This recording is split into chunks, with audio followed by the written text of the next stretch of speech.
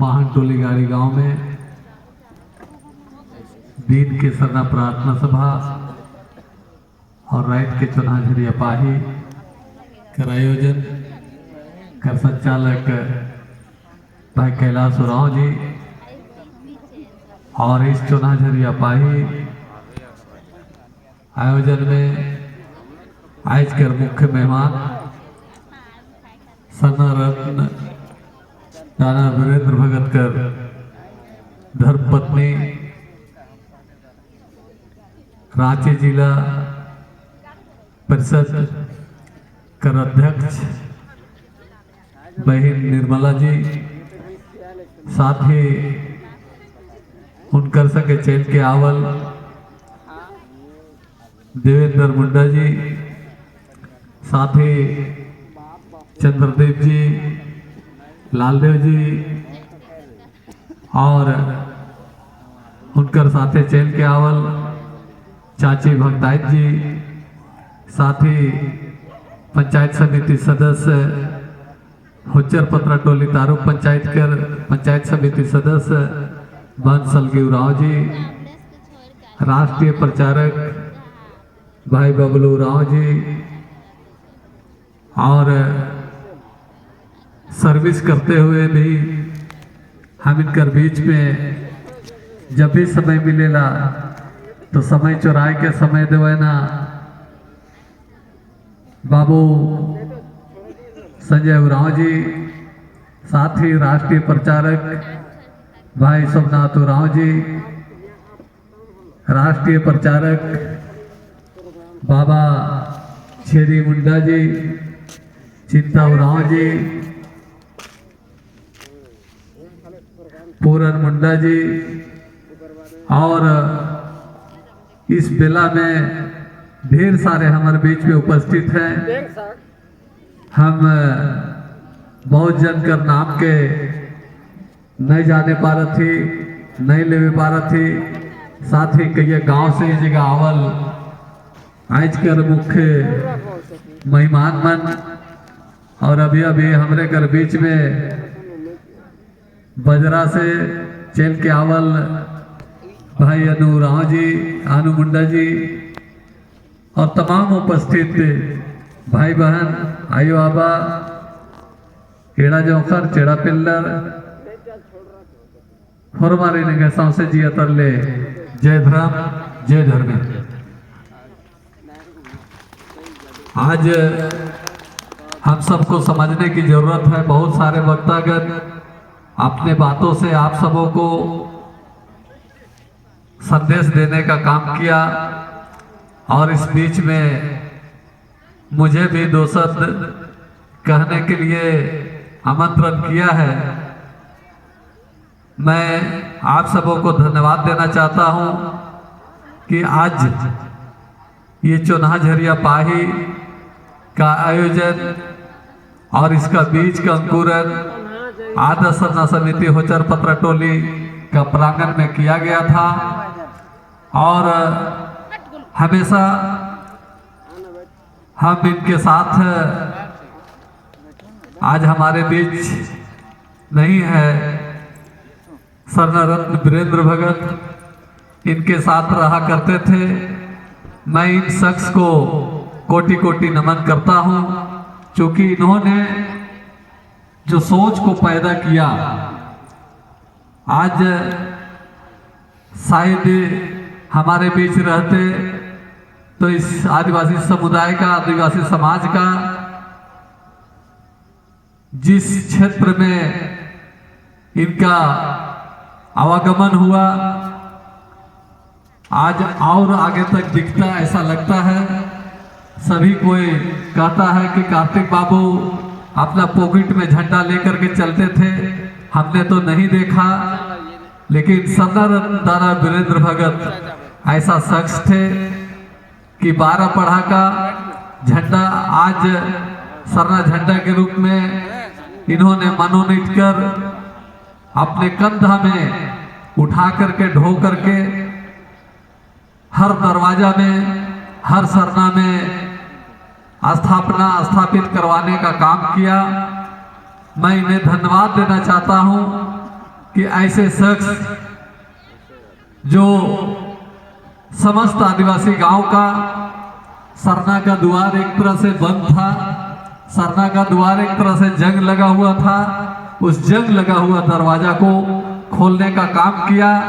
और नहीं तो इसके पहले हमारा आदिवासी जितना तरह का झंडा होता था, जितना तरह का धर्म होता था, सभी झंडा के नीचे यही आदिवासी दिखता था। लेकिन आज इनका नेतृत्व में हम लोग सब इनके साथ रहे, इनके साथ चले और आज सभी गांव का सरना में सरना झंडा, सभी आदिवासी का घर में सरना झंडा का स्थापना करके सुख शांति समृद्धि का प्राप्ति हो रही है। निश्चित ही आदिवासी समुदाय में देखा जाए तो आज अगर सरना रत्न वीरेंद्र भगत नहीं होते तो हमें लगता है कि शायद आदिवासी समुदाय का नेस्तनाबूद हुआ रहता, ऐसा महसूस होता है। लेकिन आज इनके कर कमलों से, इनका इच्छा शक्ति से आज हम लोग अपने अस्तित्व को बचाने के लिए अपना रास्ता पर आ करके अपना आस्था को सरना माँ के चरणों में, सरना माँ का शरण में आकर के हम लोग अपना आस्था को अर्पित, आस्था के लिए जल अर्पित करते हैं। और जल अर्पित करते हुए आज निश्चित ही आदिवासी समुदाय धीरे धीरे सूरज की तरह उग रहा है, धीरे धीरे सूरज की तरह रोशनी फैला रहा है। और इसी चोन्हा झरिया पाही का मंच में सरना रत्न वीरेंद्र भगत ये कलसा में दीप प्रज्वलित किया था और इसका रोशनी आज झारखंड ही नहीं, उड़ीसा, छत्तीसगढ़, बंगाल, नेपाल, भूटान, अन्य राज्य, अन्य देश में भी जाकर के ये रोशनी फैल रही है। और निश्चित ही इससे आदिवासी समुदाय को लाभ हो रही है, ऐसा ये मैं बोल नहीं रहा हूँ, ये दिख रहा है। इसी बीच में मैं इनके साथ हमेशा आपस में विचार विमर्श होती थी और उस विचार विमर्श में एक बात आती थी कि सरना प्रार्थना सभा के माध्यम से आदिवासी को तो जगा दिए, आदिवासी को तो उठा दिए, लेकिन हम आदिवासी का जो सिस्टम, कस्टम, रीति रिवाज, हमारी सभ्यता, संस्कृति सब नेस्तनाबूद होने जा रहा है। इसको बचाने के लिए कौन सा ऐसा रास्ता का चयन कीजिएगा ताकि आदिवासी का अस्तित्व, आसीम अस्मिता बचा हुआ रहेगा। आज सरना जाकर के हम लोग जल अर्पित कर रहे हैं, सरना जाकर के जल अर्पित कर रहे हैं। वहाँ पर प्रोग्राम होता है, सभा होती है, सभा में जल अर्पित करने के बाद में लोगों के बीच में भजन होती है, भजन के बीच लोग छटाते छटाते शाम कर देते हैं और छटाने शाम होने के बाद में लोग अपना प्रसाद ग्रहण करके घर चले जाते हैं। और इसी बीच में हमारा यात्रा छूट रहा था, हमारा झखरा छूट रहा था, हमारा जतरा छूट रहा था, हमारा कर्मा छूट रहा था। तो बहुत तरह का हमारा सिस्टम, कस्टम, रीति रिवाज, विधि विधान, हमारा सभ्यता मिटता चला जा रहा था, छूटता चला रहा था, छूटता चला जा रहा था। उसी बीच में इनका मन का उपज ये चोन्हा झरिया पाही का नामकरण किए और चोन्हा झरिया पाही का आयोजन अपना गांव में पतरा किनारे, पतरा का प्रांगण में ये आयोजन किए थे, जिसमें 21 गांव को शायद बुलाया थे। इतना डिक्लियर मैं नहीं बता पा रहा हूं, हो सकता है, लेकिन 21 गांव का था। और उसी बीच में इसका सिस्टम, कस्टम, रीति रिवाज, विधि विधान, सभ्यता को बताते हुए सुबह में, रात में चोन्हा झरिया पाही का मतलब को बताए। चोन्हा मतलब प्रेम और झरिया मतलब पझरा और चोन्हा झरिया पाही मतलब हम लोग रात भर प्रेम रूपी झरना को कैसे हम लोग प्राप्त करेंगे, इसके विषय में ये हम सबों के बीच में अपना वक्तव्य को रखते हुए हम सबों को अवगत कराया।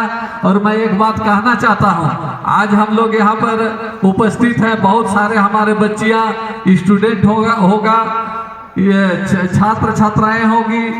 मैं आप सबों से, गार्जियन से कहना चाहता हूँ कि आज हमारा अखरा ही हमारा लाइब्रेरी है, अखरा ही मेरा पुस्तकालय है, धूपगुड़िया ही हमारा लाइब्रेरी है, धूपगुड़िया ही हमारा पुस्तकालय है। आज हमारा घर में पुस्तकालय है, हमारा घर में लाइब्रेरी है। इसके बावजूद जो बच्चा जेपीसी के एग्जाम का तैयारी कर रहा है, आईएएस के एग्जाम का तैयारी कर रहा है, या तो एसएससी के एग्जाम का तैयारी करता है और इस एग्जाम में आदिवासियत का सवाल को पूछा जाता है, तो बताइए इसका कहीं ट्यूशन होता है क्या? होता है कहीं? बताइए। और ये सवाल पूछा जाता है कि नहीं पूछा जाता है? आदिवासियत का पूछा जाता है कि नहीं? पूछा जाता है। पूछा जाता है तो कहाँ पाइए गए? कहाँ पाइएगा? अखरा छोड़ दिए, झखरा छोड़ दिए, धूपगुड़िया छोड़ दिए, जतरा छोड़ दिए, सेंद्रा छोड़ दिए, कहाँ सीखिएगा? इसीलिए उसी को बताने के लिए, उसी को समझाने के लिए आदिवासी समुदाय में स्वर्ण वीरेंद्र भगत जैसा व्यक्तित्व का जन्म होता है और इनके माध्यम से इस कार्यक्रम को स्थापित करके हम सबों को बताने का प्रयास किया। जैसे अभी कैलाश जी वो मंच में थे, जब हम लोग आए तो बोल रहे थे कि कलसा के विषय में भगत जी बताएंगे, मेरे विषय में बोल रहे थे। हम लोग सब आज हाड़ी दारू के चक्कर में रहते हैं, ठीक है, हाड़ी देना है, दारू पीना है, लेकिन हिसाब से। अगर हम लोग हिसाब से नहीं रहेंगे तो इसी हाड़ी और दारू में मेरा समाज मिटता चला जा रहा है। आदिवासियत का अस्तित्व, आसीन अस्मिता खतरा में है। उस खतरा को रोकने के लिए हमें बचना होगा। हम कहते हैं कि आदिवासी समुदाय में कब चालू हुआ था? लोग बोलता है हाड़िया लगभग करता है, हम कहते हैं हाड़िया नहीं लगता है। इसलिए नहीं लगता है कि आप सोच सकते हैं, यहाँ बहुत सारे गार्जियन होंगे, आप सोच सकते हैं जब शादी में जो करसा का धान को बिछने के लिए कुंवार छुआ को खोजा जाता है, क्या कुंवारे छुआ खोजा जाता है ना, अरवा जैसा चावल को खोजा जाता है। अगर हड़िया लगता तो पहले उस धान को पूरा हड़िया पानी में डुबा देता, ऐसा तो नहीं करता है। अच्छा ठीक है आप, लेकिन नहीं डुबाता है और उस अरवा चावल जैसे छुआ, कुंवार छुआ, वो लोग जब धान को बीज करके देता है उसे कलसा बनाया जाता है। और जब वो लोग धान बीजता है उसके बाद में वो लोग को एक हड़िया दे दिया जाता है। तो नेक नहीं है।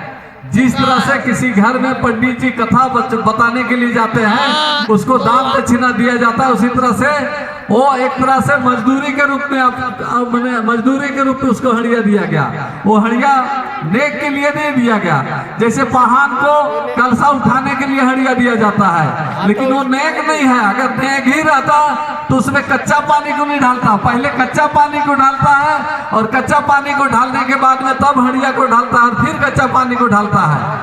तो हम सब कोई जानते हैं कि आदिवासी समुदाय में कोई भी खाने वाला कोई भी आहार को दिया जाता है या पीने वाला कोई भी आहार को दिया जाता है तो सबसे पहले जमीन में गिराता है, तब उसका भोग करता है। तो आज हम लोग को समझना है, हम लोग का समाज कहीं न कहीं विचलित हो चुका है। इस विचलित से बचने के लिए हमें समझने की जरूरत है। जैसे तभी हम लोग आए थे तो रोहन जी बता रहे थे पाढ़ा के विषय में। पाढ़ा वास्तव में आदिवासी समुदाय का आपको प्रशासनिक एडमिनिस्ट्रेशन को देखने वाला शक्ति था। आज हम लोग हाड़ी और दारू में आकर के जमीन जगह भी बेच रहे हैं और हमारा आसीन अस्मिता को भी खत्म कर रहे हैं। अच्छा तो हमारा नीति संस्कृति को भी खत्म कर रहे हैं, हमारा धरोहर को भी खत्म कर रहे हैं, जमीन जगह को भी खत्म कर रहे हैं। इसलिए इसको बचाना ही होगा। जब तक हम लोग पाढ़ा को सशक्ति से अगर उसका हम लोग तो फैक्ट्री बना के ले बचा नहीं पाते हैं, जगा नहीं पाते हैं, उसका मतलब को नहीं समझ पाएंगे तो हमारा एडमिनिस्ट्रेशन को कौन देखेगा। इसलिए बहुत अच्छा बता रहे थे, लेकिन बताने का समय और उसका एक मंच अलग होना चाहिए। चलिए कोई बात नहीं। अभी जैसे बहन निर्मला जी बोल रही थी कि आदिवासी समुदाय में कितना संगठन है, कितना बहुत है, गिनने से शायद सैकड़ों से पार है, लेकिन सही में आदिवासी समुदाय में इतना शक्ति है। हम लोग अपना शक्ति का भोग नहीं करके हम लोग आपस में टूट रहे हैं, आपस में बढ़ रहे हैं, ये कटु सत्य है। कहीं ना कहीं ये बात लागू होता है और जिससे हम लोग एक दूसरे से आपस में समावेश नहीं होते हैं, जिसके चलते हमारा अस्तित्व जो है पूरा निस्ताभूत होते जा रहा है। इसे हमें समझने की जरूरत है। हमेशा भगत जी बोलता था भगवान के देखा इसने बोलता था और कहता था जैसे भगवान भा से भूमि मतलब प्राकृतिक, भूमि मतलब प्राकृतिक, गा से गगन मतलब जहाँ हम लोग सूरज को देखते हैं धर्मेश, सबके बारे में पता है। वहां से वायु, जिस पेड़ के नीचे हम लोग बैठे हैं, इस पेड़ से जो ऑक्सीजन छोड़ रहा है उसको हम लोग श्वास के रूप में ले रहे हैं, उसी ऑक्सीजन से हम लोग जीवित हैं। आ से आग, अग्नि, ना से नीर, पानी, तो इसी 5 तत्वों से हमारा शरीर बना हुआ है। हम लोग इस बात को नहीं समझ पाते हैं और भगवान खोजने जाते हैं, मंदिर में जाते हैं, मस्जिद में जाते हैं, गिरजा में जाते हैं, गुरुद्वारा में जाते हैं, सत्संग में जाते हैं, जय गुरुदेव में जाते हैं। और इसीलिए इसके पहले आदिवासी हर झंडा के नीचे दिखता था, लेकिन आज हम लोग अपना भगवान को समझ रहे हैं, अपना भगवान को देख रहे हैं और हम लोग आज सरना में समर्पित भावना से, हृदय आत्मा से आस्था को रख रहे हैं। यही तो सरना है। इसी को तो सरना बोल, हमारा पूर्वज सरना माँ बोल करके पूजा किया। यहीं से हमको अन्न धन घोड़ा मड़ुआ सब कुछ पैदा होता है। जितना भी अन्न, ये जितना भी आवश्यकता का सामान हम मानव को जो भी आवश्यकता होती है उसका सारा भोग का सामान इसी प्राकृतिक से मिलता है, इसी धरती से मिलता है। इसी को तो सरना माँ कहा हमारा पुरखा। और आप जो सोचिएगा, जो मांगिएगा, आप अपना कर्म के अनुसार मांगिएगा तो निश्चित ही इस धरती माँ से आपको मिलता है। और आज इसी धरती का उपज को, चाहे आस्तिक है, चाहे नास्तिक है, चाहे आस्तिक है, चाहे नास्तिक है, मंदिर जाने वाला, गुरुद्वारा जाने वाला, गिरजा जाने वाला, चर्च जाने वाला, सब कोई यही अन्न को खाता है। तो आज हमको समझना ही पड़ेगा कैसा ये आदिवासी नहीं समझ पा रहे हैं।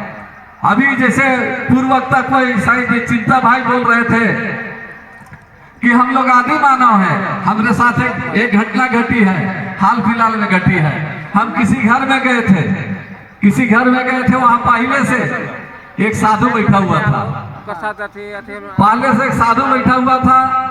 हम लोग जब उस घर में प्रवेश करते हैं तो वहाँ खाने पीने के लिए दिया गया और वहाँ खाने पीने के लिए देने के बाद में हम साधु को पता नहीं हमें क्या हुआ। हम बोले कि बाबा आपके साथ में कोई सत्संग हो जाए, हम चाहते हैं कि आपके साथ सत्संग, एक छोटा सा सत्संग हो जाए। बोला बोलो ना बच्चा, बोलो ना। तब हम बोले कि अच्छा आप साधु तो बन गए, आप कौन साधु है? आप लोभी साधु हैं कि खंडानी साधु हैं कि साधना मान के साधु बने हैं?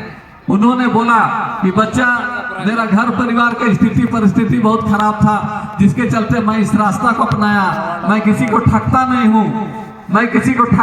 हूँ, मैं जो भी वाणी को बोलता हूँ उसका प्रयोग करता है। मेरा बात के अनुसार लोग अपना क्रिया को करता है तो उसको निश्चित ही फायदा होता है। जब वैसा बोला तो हम बोले कि अच्छा आप साधु तो बन गए, तो आप ऐसा नहीं कि भगवान से आप छल कर रहे हैं, पापी हैं? तो बोला आप क्या बात बोल रहे हैं, हमको पता नहीं चल रहा है। हम बोले कि आप साधु बन गए तो इस दुनिया में, इस ब्रह्मांड में जो भी जीव पैदा होता है, जो भी इंसान पैदा होता है, चाहे जीव जंतु जो भी पैदा होता है, सभी जीव, सभी मानव अपने साथ सृष्टि और वृष्टि को लेकर के आता है। आप न सृष्टि को लेकर के आए हैं, न वृष्टि को लेकर के आए हैं। आप साधु बन गए हैं, तो आप तो भगवान के साथ खिलवाड़ कर रहे हैं। हमारे साथ बात करना है, क्या फायदा उनसे? तो उन्होंने बोला जब हम खावे कि आप क्या बोल रहे हैं, हम समझ नहीं पाए।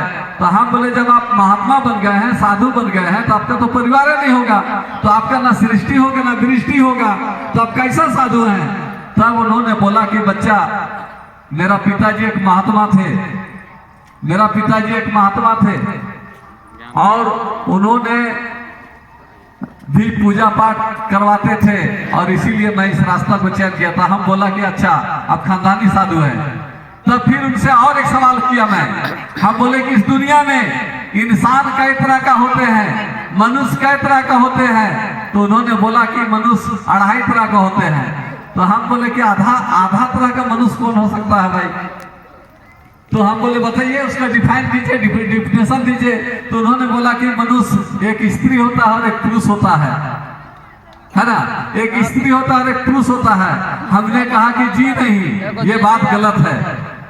अगर देखा जाए तो इंसान हो या मनुष्य हो, मनुष्य एक तरह का पैदा होता है, मनुष्य एक तरह का पैदा होता है और वो मनुष्य एक तरह का पैदा होता है और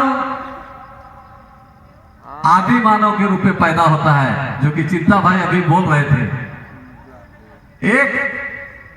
एक ही इंसान पैदा होता है और आदि मानव के रूप में पैदा होता है, और वो आदि मानव के बाद में ही उसका डीलाइजेशन किया जाता है, दोगलापन किया जाता है। दोगलापन कर करके उसको ईसाई बनाया जाता है, दोगलापन करके उसको हिंदू बनाया जाता है, दोगलापन करके उसको सिख बनाया जाता है, दोगलापन करके उसको मुस्लिम बनाया जाता है। और छोटा पड़ गया। आज अगर देखा जाए तो इंसान एक तरह का पैदा होता है और एक तरह का पैदा होने के बाद में उसी में एक स्त्री होती है और उसी में एक पुरुष होती है। तो मनुष्य इस धरती में, इस ब्रह्मांड में, चाहे किसी के घर में पैदा हो, किसी के घर में पैदा हो, सबसे पहले वो आदिवासी के रूप में पैदा होता है और आदिवासी के रूप में पैदा होने के बाद में उसका डीलाइजेशन किया जाता है, उसका दोगलापन किया जाता है, दोगलापन करके उसको अलग अलग जाति में बंटवारा किया जाता है। तो वो दोगला हो गया। यही कटु सत्य है। अगर इसको अनुसरण करके देखेंगे तो निश्चित ही आप इसको समझने का विश्लेषण करके देखिए। आज हम लोग सरना जा रहे हैं, तो सरना जा रहे हैं तो लोग एक जगह बोल रहा है कि नहीं पगलाए ना, नहीं मोराए ना। अरे यार, ये सरना का मट्टी के बगैर अयोध्या का मंदिर नहीं बना। कहाँ है आदिवासी हम लोग? बेटी हो चाहे बेटा, हमारा सरना के मट्टी के बगैर अयोध्या का मंदिर नहीं बना। और हम लोग आदमी को रोक रहे हैं, नहीं वो जनी बने नहीं जाप थो, नहीं बेटी बने नहीं जाप थो, सरना के लिए मोरा था तो, सरना के लिए पगला था तो, और हुआ तो माटी के चौराहे के लेके हुआ मंदिर आदमी के बनते रखो, मंदिर लेके बना था, सीधे ठिकाने रखो। गारंटी नहीं, कहा बोल रहा इसको समझना है। अगर नहीं समझेंगे तो निश्चित ही हम लोग कहीं न कहीं मतलब विचलित होकर के अपना अस्तित्व को, अपना आसिम अस्मिता को मिटाने के लिए हम खुद का जिम्मेवार होंगे और हमको समझना ही पड़ेगा। अगर नहीं समझिएगा तो देख लीजिए, कैलाश जी बार बार इनको बहुत नाचने का मन कर रहा है, क्या करे, समझ में आता है, हमको बोलने ही का मन कर रहा है। बोलने का मन कर रहा है, बोलिए। और तो चलिए फिर सुबह में बोलेंगे। जैसे चौनाझरिया का बहुत नेक चार है, ढाक वाले बात, इसका सिस्टम कस्टम है, ढाक वाले बाबा लोग सिस्टम कस्टम नेक चार को हम लोग सुबह में बताएंगे। ये बांध गाड़ी, ये गाड़ी गांव पहाड़ टोली कहाँ से लाइन है? रीन कहाँ से लाइन है? वो पता नहीं। बांध गाड़ी कोई नहीं है। और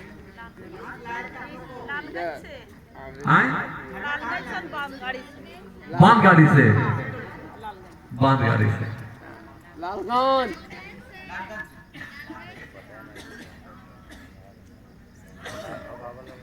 अच्छा, तीन गांव से लाइन है, बांध गाड़ी, लालगंज रामपुर से। तो जैसे नमिता बहन बतात रहे कि कर विदाई करे ले इस चोना झरिया पाही कर बीज कर अंकुर तो ही ने इतना दिन से करके रखा। इस अंकुर करल बीज के आए हमरे मने दूसर गांव के एक प्रसाद के रूप में देवल और उकर में जो सिस्टम है, कस्टम है, जो रीति है, रिवाज है, विधि है, विधान है, उके बिहान बता कर प्रयास करब। तो चला कैलाश जी बार बार फुरे आवे तो क्या करब। जय धन्य। ढाक नगाड़े वाले इधर आ जाएंगे, सभी लोग नाचने के लिए मैदान की ओर चलेंगे। जोहार जय धन। ठीक है चलिए। और ये चोना झरिया पाही ससरना प्रार्थना सभा दिन में हुआ और रात में आज नमिता चोना झरिया पाही गाड़ी गांव पहान टोली रांची सतना प्रार्थना सभा गाड़ी गांव भला रे